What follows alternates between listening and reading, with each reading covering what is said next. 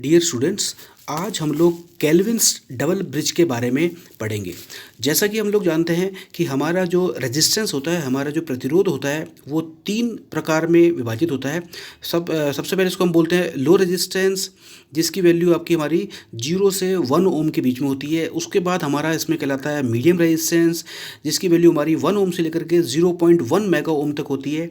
और थर्ड हमारा इसमें कहलाता है हाई रेजिस्टेंस, जिसकी वैल्यू 0.1 मेगा ओम से ज़्यादा होती है। तो ये 3 तरह से हम रेजिस्टेंस को क्लासिफाई करते हैं। इन अलग अलग रेजिस्टेंस को एक्यूरेटली सही तरीके से नापने के लिए हमारे पास अलग अलग मेथड्स हैं, जिनकी हेल्प से हम लोग इनको एक्यूरेटली नाप सकते हैं।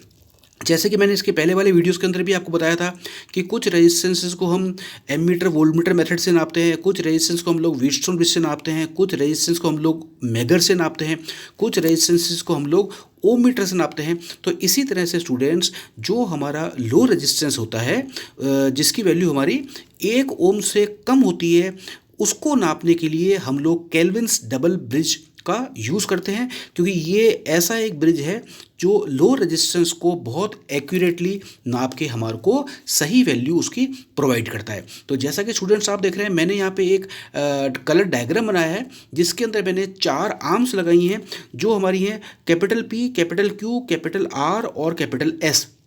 ये मेरी 4 इसमें रेजिस्टेंस, या मैं इसमें 4 भुजाएं मैंने लगा रखी हैं, जिनको मिला करके मैंने एक ब्रिज बनाया है। अब स्टूडेंट्स, आप इसमें ये देखें कि जो P/Q है, ये हमारी इसमें कहलाती है 1 आर्म। मतलब P/Q का कोई यूनिट नहीं होगा, P भी ओम में है और Q भी ओम में है, तो P/Q हमारा इसमें कहलाएगा एक रेशो आर्म। इसी तरह से हमारा जो कैपिटल R है, ये हमारा इसमें कहलाता है अननोन रेजिस्टेंस, मतलब वो लो रेजिस्टेंस जिसको हम लोग केल्विन्स ब्रिज की सहायता से एक्यूरेटली नापेंगे। नेक्स्ट इसमें कहलाएगा स्टूडेंट हमारा कैपिटल S। कैपिटल S, जैसा कि इसका नाम है, इसको हम लोग बोलते हैं स्टैंडर्ड रेजिस्टेंस। स्टैंडर्ड रेजिस्टेंस का मतलब ये है कि इस रेजिस्टेंस की वैल्यू बिल्कुल स्थिर रहेगी जब तक मैं इसको चेंज नहीं करूँगा, इसकी वैल्यू अपनी वैल्यू से चेंज नहीं होगी। इसी तरह से स्टूडेंट्स, जो हमारा कैपिटल G है, इसको हम लोग बोलते हैं गैल्वेनोमीटर, और जो हमारा कैपिटल E है, इसको हम लोग बोलते हैं बैटरी या कोई DC वोल्टेज का सोर्स। तो स्टूडेंट्स, आप ये देखें कि पॉइंट नंबर A और B के बीच में लगा रखा है मैंने एक रेजिस्टेंस, जिसका नाम दिया है मैंने capital P। Point number B और C के बीच में मैंने एक लगा रखा है दूसरा रेजिस्टेंस, जिसका नाम दिया है मैंने कैपिटल Q।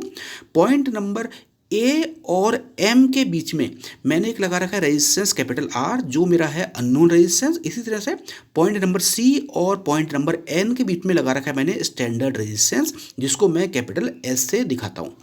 अब स्टूडेंट्स, आप देखें, जो मेरा DC वोल्ट है या जो मेरी बैटरी है, वो पॉइंट नंबर A और C के बीच में लग रही है। इसी तरह से जो मेरा गैल्वेनोमीटर है, इसकी जो एक लेग है, वो हमारी लग रही है पॉइंट नंबर B पे, और इसका जो दूसरा लेग है, उसको अब मैं चाहूँ तो पॉइंट नंबर M पे लगा सकता हूँ, और इसी तरह से अगर मैं चाहूँ गैल्वेनोमीटर का दूसरा जो आर्म लेग है, उसको मैं पॉइंट नंबर N पे लगा सकता हूँ। तो स्टूडेंट्स, जैसा कि मैंने आपको बताया कि ये जो केल्विन ब्रिज, इसको मैं केल्विन डबल ब्रिज नहीं बोल रहा, ये सिंपल मेरा केल्विन ब्रिज है, जो मैंने डायग्राम में समझाया है अभी आपको।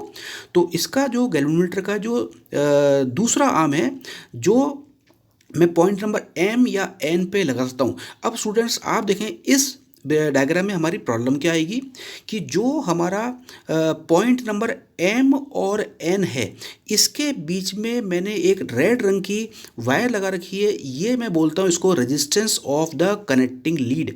स्टूडेंट्स, यहाँ आप ध्यान दें, जैसा कि मैं आपको बोल रहा हूँ कि जो कैपिटल R है, ये हमारा लो रेजिस्टेंस है, इसकी वैल्यू 1 ओम से कम है, तो इसकी वैल्यू हमारे को बहुत एक्यूरेटली नापनी पड़ेगी। तो स्टूडेंट्स, आप ये देखें कि पॉइंट नंबर M और N के बीच में जो मेरा रेजिस्टेंस का मान है, उसकी वैल्यू मेरी कितनी है, स्मॉल r ओम। M/N जो मेरी कनेक्टिंग लीड है, उसका रेजिस्टेंस है। अब स्टूडेंट्स, आप ये देखें कि अगर सपोज मैं गैल्वेनोमीटर की जो मेरी टांग फिक्स है, जो इसका लेग फिक्स है, उसको मैंने कहाँ लगा दिया, पॉइंट नंबर B पे। जो इसकी आर्म फ्री है, जो इसका लेग फ्री है गैल्वेनोमीटर का, अगर सपोज मैं इस लेग को मैं पॉइंट नंबर एम पे लगाता हूँ तो मेरी प्रॉब्लम क्या होगी, जो मेरा रेजिस्टेंस ऑफ कनेक्टिंग लीड है वो स्टैंडर्ड रेजिस्टेंस के साथ में जुड़ जाएगा। इसका मतलब जब मैं ब्रिज को बैलेंस करूँगा और मैं अननोन रेजिस्टेंस कैपिटल आर को नापूंगा तो उसकी वैल्यू काफ़ी कम आएगी। इसका मतलब इसकी वैल्यू गलत आएगी। तो इसका मतलब ये हुआ कि मैं गैल्वेनोमीटर की जो फ्री लेग है उसको मैं पॉइंट नंबर एम पे ना लगाऊं। अब मेरा दूसरा ऑप्शन क्या है कि मैं गैल्वेनोमीटर की फ्री लेग को मैं पॉइंट नंबर एन पे लगा दूं। अगर मैं इसकी फ्री लेग को पॉइंट नंबर एन पे लगाता हूं तो वापस मेरी प्रॉब्लम क्या होगी, जो मेरा रेजिस्टेंस ऑफ कनेक्टिंग लीड है, मतलब जो एम एन के बीच का रेजिस्टेंस है जिसको मैंने क्या बोला स्मॉल आर, वो मेरा अननोन रेजिस्टेंस के साथ में जुड़ जाएगा। इससे अपनी प्रॉब्लम ये होगी, जब मैं ब्रिज को बैलेंस करूंगा अननोन रेजिस्टेंस नापने के लिए तो मेरा अननोन रेजिस्टेंस की वैल्यू काफ़ी ज़्यादा आएगी, क्योंकि रेजिस्टेंस ऑफ कनेक्टिंग लीड जो है वो अननोन रेजिस्टेंस के अंदर जुड़ चुका है।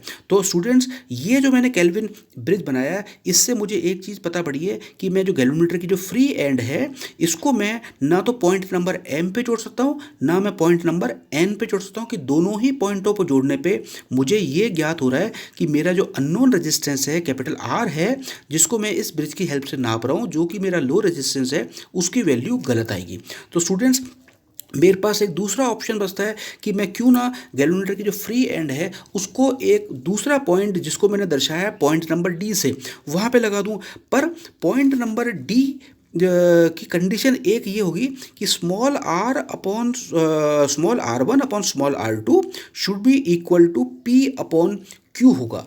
अगर मैं किसी तरीके से पॉइंट नंबर डी को, इस कंडीशन को, जो कंडीशन मेरी कौन सी है small R one upon small R two is equal to P upon Q, इसको सेटिस्फाई करते हुए अगर मैं पॉइंट नंबर डी को ढूंढ लेता हूँ एम ए एन जो कनेक्टिंग लीड है उसके ऊपर, तो मेरा ब्रिज आसानी से बैलेंस हो जाएगा और आर की वैल्यू भी एक्यूरेटली नपेगी। तो स्टूडेंट्स, आप डायग्राम में देखें कि जो मैंने small R one upon small R two is equal to P upon Q, इस समीकरण को मैंने बोला है समीकरण नंबर 1। इस समीकरण की हेल्प से मैं आर वन और आर टू का मान निकाल लूँगा। डायग्राम को देख के बिल्कुल क्लियर है कि जो स्मॉल आर है, जो छोटा आर है, उसकी value is equal to R one plus R two है, मतलब R is equal small R is equal to small R one plus small R two. तो जो मेरा समीकरण नंबर 1 है इसकी हेल्प से मैं स्मॉल आर वन और स्मॉल आर टू का मान निकाल सकता हूँ। Small R one is equal to R small R into P upon P plus Q. इसी तरह से small R two is equal to small R into Q upon P plus Q हो जाएगा। तो स्टूडेंट्स, मैंने समीकरण नंबर 1 से स्मॉल आर वन और स्मॉल आर टू का मान निकाल दिया।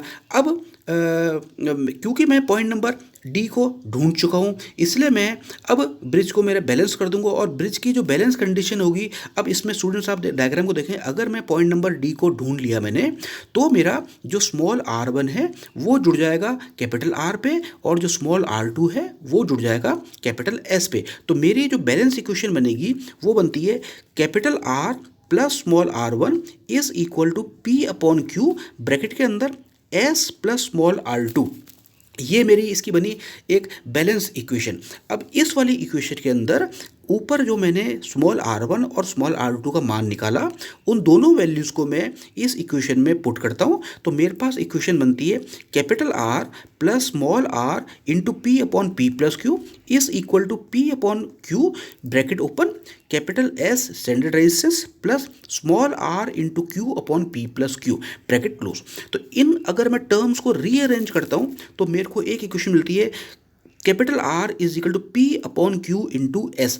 इसको मैंने समीकरण नंबर 2 नाम दिया है और समीकरण नंबर 2 से हमको बिल्कुल क्लियर हो चुका है कि हम अननोन जो रेजिस्टेंस है, जो unknown low value of resistance है, उसको हम लोगों ने केल्विन्स ब्रिज की सहायता से नाप दिया है। पर स्टूडेंट्स, इस डायग्राम में एक जो ध्यान रखने वाली बात यह है, जैसा कि मैंने आपको पहले समझाया कि जो हमारा पॉइंट नंबर डी है, इस पॉइंट नंबर डी को ढूंढना करीब करीब नामुमकिन है। तो ये हमारा जो केल्विन्स ब्रिज है, अगर हम इसमें किसी तरीके से पॉइंट नंबर डी को ढूंढ लें, जो कि मैं बता रहा हूँ आपको नामुमकिन है या बहुत मुश्किल है, तो हम अननोन वैल्यू को नाप सकते हैं। तो ये हमारा जो मेथड है केल्विन्स ब्रिज का, ये थोड़ा सा हमारा टीडियस मेथड है, तो इसलिए हम लोगों ने इसमें सुधार करते हुए, जैसे कि मैं अभी हम लोग पढ़ रहे हैं केल्विन्स डबल ब्रिज, तो हम लोगों ने इस डायग्राम में थोड़ा सुधार करते हुए हमने केल्विन्स डबल ब्रिज का डिज़ाइन किया। आप ये स्टूडेंट्स ये देखें डायग्राम नीचे वाला, ये मेरा इसमें केल्विन्स डबल ब्रिज है। अब स्टूडेंट्स इसमें आप एक चीज़ देखें, जो डायग्राम मेरे नीचे वाला है इसके अंदर मैंने कुछ पॉइंट्स लगाए हैं A B C D M और एन। आप देखें ए और बी के बीच में कैपिटल पी रेजिस्टेंस जुड़ा हुआ है, बी और सी के बीच में कैपिटल क्यू रेजिस्टेंस जुड़ा हुआ है, इसी तरह से ए और एम के बीच में आपका कैपिटल आर जो कि हमारा अननोन रेजिस्टेंस है, लो वैल्यू रेजिस्टेंस है, जिसको हमारे को नापना है, वो जुड़ा हुआ है। पॉइंट नंबर एम और डी के बीच में हमारा एक और रेजिस्टेंस जुड़ा हुआ है जिसको हम लोगों ने नाम दिया छोटा पी। इसी तरह से पॉइंट नंबर डी और एन के बीच में हमारा एक और रेजिस्टेंस जुड़ा हुआ है जिसको हम लोगों ने नाम दिया छोटा क्यू। इसी तरह से पॉइंट नंबर एन और सी के बीच में हमारा एक रेजिस्टेंस जुड़ा हुआ है जिसको हम लोग बोल रहे हैं कैपिटल एस स्टैंडर्ड रेजिस्टेंस। और पॉइंट नंबर ए और सी के बीच में हमारा बैटरी लगी हुई है जिसको हम लोग बोल रहे हैं कैपिटल ई डीसी वोल्टेज या बैटरी वोल्टेज। और इसके साथ में एक हमारा वेरिएबल रेजिस्टेंस लग रहा है जिसको हम लोगों ने बोला है आरबी। आरबी हमारा कहलाता है बेलास्ट रेजिस्टेंस। ये बेलास्ट रेजिस्टेंस ब्रिज को हाई करंट से बचाने के लिए काम आता है। तो स्टूडेंट्स ये हमारा जो डायग्राम नीचे वाला है, ये डायग्राम हमारा कहलाता है केल्विन्स डबल ब्रिज। ये हमारा केल्विन्स डबल ब्रिज क्यों कहलाता है? क्योंकि इसके अंदर हम लोगों ने एक रेशो आर्म ज़्यादा ली है ऊपर वाले ब्रिज के कंपैरिजन में। तो स्टूडेंट्स आप देखें मेरा जो एक रेशो आर्म है वो हमारा है capital P upon capital Q, और दूसरा हमारा जो रेशो आर्म हमने इसमें एक्स्ट्रा लिया है वो हमारा इसमें है small P upon small Q. तो स्टूडेंट्स आप एक चीज़ नोट करें कि जो हमारा केल्विन्स डबल ब्रिज है इसका नाम हमारा केल्विन्स डबल ब्रिज क्यों पड़ा? क्योंकि हम लोगों ने इसमें एक एक्स्ट्रा रेशो आर्म ले रखी है छोटा पी अपॉन छोटा क्यू। अब स्टूडेंट्स इस ब्रिज को केल्विन्स डबल ब्रिज को डिज़ाइन करते हुए हम एक एसम्पशन मानेंगे कि छोटा पी अपॉन छोटा क्यू इज़ इक्वल टू बड़ा पी या capital P upon capital Q. मतलब जो दोनों मेरी रेशो आर्म्स है capital P upon capital Q और small P upon small Q, दोनों रेशो आर्म मेरी एक दूसरे के बराबर है, एक दूसरे के इक्वल है। ये हम लोगों ने इसमें एक एजम्पशन लिया है और ये एजम्पशन कोई इतना मुश्किल नहीं है लेना ऊपर वाले जो हमारा केल्विन्स ब्रिज था उसके मुकाबले में। तो स्टूडेंट्स हम लोगों ने इसमें क्या माना, small P upon small Q ये हमारी एक ratio arm, this should be equal to capital P upon capital Q ये हमारी दूसरी रेशो आर्म। अब स्टूडेंट्स हम ब्रिज को बैलेंस करने की कोशिश करेंगे। तो स्टूडेंट्स आप ये देखें कि जो मेरा ये केल्विन्स डबल ब्रिज है इसमें जो मेरा गैल्वेनोमीटर जी है इसके जो दोनों लेग्स हैं, दोनों लेग्स मेरे फिक्स हैं पॉइंट नंबर बी और पॉइंट नंबर डी के बीच में। जैसा कि मेरा ऊपर वाला ब्रिज था जो केल्विन्स ब्रिज था उसमें मेरा गैल्वेनोमीटर का एक लेग फिक्स था पॉइंट नंबर बी पे, परंतु दूसरा लेग मेरा फ्री था। इसके कारण से मुझे ऊपर वाले ब्रिज को बैलेंस करने में प्रॉब्लम आ रही थी, पॉइंट नंबर स्मॉल डी को ढूंढने में प्रॉब्लम आ रही थी। वो सारी प्रॉब्लम्स मैंने केल्विन्स डबल ब्रिज में ख़त्म कर दी हैं। किस तरह से ख़त्म की हमने? सबसे पहले हमने क्या किया, जो हमारा गैल्वेनोमीटर था इसकी दोनों लेग्स को हमने पॉइंट नंबर बी और पॉइंट नंबर डी के बीच में फिक्स कर दिया है। जो हमारी पहली रेशो आर्म है capital P upon capital Q ये पॉइंट नंबर बी पे जुड़ी हुई है, और जो हमारी दूसरी रेशो आर्म है small P upon small Q ये पॉइंट नंबर डी पे जुड़ी हुई है। बिल्कुल ऊपर वाले डायग्राम के तरह जो हमारा केल्विन्स डबल ब्रिज है इसके अंदर भी जो हमारी कनेक्टिंग लीड है वो हमारी कौन सी है, एम एन। और जैसा कि मैंने डायग्राम में दर्शाया कनेक्टिंग लीड का रेजिस्टेंस मेरा कितना है, स्मॉल आर ओम। अब आप देखें कि जब मेरा ब्रिज बैलेंस होगा तो ब्रिज बैलेंस होने की एक कंडीशन हमारी कि गैल्वेनोमीटर के अंदर करंट जीरो जाएगा, मतलब गैल्वेनोमीटर के दोनों लेग्स जिस पॉइंट पे जुड़ रहे हैं वो दोनों पॉइंट्स इक्यू पोटेंशियल पॉइंट्स होंगे, उन दोनों पॉइंटों के ऊपर पोटेंशियल समान होगा। इस कारण से गैल्वेनोमीटर के अंदर से कोई भी करंट नहीं बहेगा। अब आप देखें कि गैल्वेनोमीटर की एक लेग जुड़ी हुई है पॉइंट नंबर बी पे और एक लेग जुड़ी हुई है पॉइंट नंबर डी पे। तो अगर मैं एक कॉमन पॉइंट लेता हूं ए, तो ए से लेकर के जब मैं गैल्वेनोमीटर की एक लेग पकड़ता हूं तो मैं एक रास्ता तय करता हूं ए से लेकर के बी, मतलब ई ए बी का मतलब ये है कि पॉइंट नंबर ए से लेकर के बी के बीच का पोटेंशियल। इसी तरह से गैल्वेनोमीटर का दूसरा लेग कहाँ जुड़ा हुआ है हमारा, डी पे। तो हमारा पॉइंट नंबर ए कॉमन लिया हमने। अब पॉइंट नंबर ए से हम लोग गैल्वेनोमीटर के दूसरे लेग पे टच करेंगे तो हमारा रास्ता क्या कहलाएगा, ए एम डी। और हमारा जो वोल्टेज होगा, हमारा वोल्टेज इसमें हो जाएगा ई ए एम डी। तो इसका स्टूडेंट्स, इसका मतलब ये होगा आपका कि जो हमारा जब हमारा ब्रिज बैलेंस होगा तो E A B should be equal to E A M D. अब स्टूडेंट्स हम लोगों ने यहाँ पे कुछ इक्वेशन लिखी है, आप देखें। E A B is equal to E A C into P upon P plus Q, ये हमारी पहली इक्वेशन।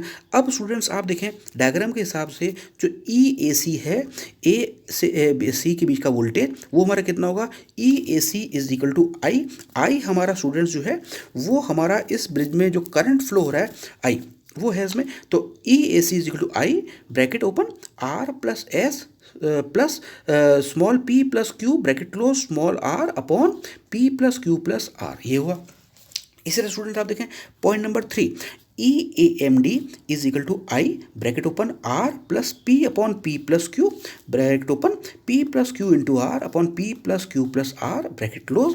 इसको हम लोगों ने अरेंज किया तो हमारी इक्वेशन बनती है E A M D is equal to I R plus P R upon P plus Q plus R. अब स्टूडेंट्स जैसे कि मैंने बताया आपको कि हमारी बैलेंस इक्वेशन क्या है इसमें, E A B is equal to E A M D. तो ऊपर से ई ए बी और ई ए एम डी की वैल्यूज़ को इस इक्वेशन में पुट करने पे हमारे को जो इक्वेशन मिलती है वो बनती है हमारी P upon P plus Q into I bracket open R plus S plus bracket open small P plus small Q bracket close R upon P plus Q plus R. This should be equal to capital I current bracket open R plus P into R upon P plus Q plus R. Students आप point number 5 को देखें ध्यान से। हमने क्या किया, ऊपर हमारा जो इक्वेशन मिली हमारे को उसको हम लोगों ने रीअरेंज किया और रीअरेंज करने पे हमारे को पॉइंट नंबर 5 में जो हमने समीकरण लिखा हुआ है वो मिलेगा। पॉइंट नंबर 5 का हमारा समीकरण क्या है, R is equal to P upon Q into S plus Q R upon P plus Q plus R bracket open capital P upon capital Q minus small P upon small Q.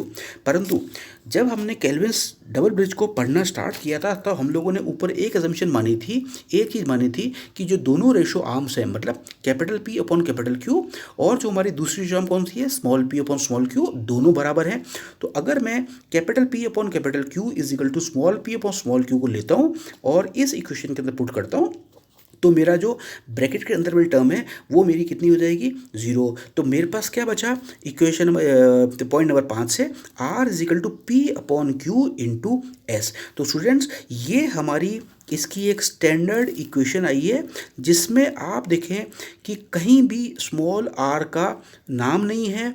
इसका मतलब ये है कि जो resistance of connecting lead है उसका unknown value of resistance पे कोई भी प्रभाव नहीं पड़ा बशर्ते दोनों रेशो आर्म्स का मान बराबर हुआ। तो स्टूडेंट ये हमारा केल्विन्स डबल ब्रिज है जिसको हम लोग मेजरमेंट ऑफ अननोन रेजिस्टेंस के लिए और कौन से रेजिस्टेंस आपके लो वैल्यू रेजिस्टेंस जिसका मान 1 ओम से कम होता है उसके लिए इसका हम उपयोग करते हैं। तो स्टूडेंट्स ये हमारा केल्विन्स डबल ब्रिज का कंप्लीट डिस्क्रिप्शन है। मैं Mukesh Shahi, lecturer electrical, government polytechnic college Rajmand. Thank you.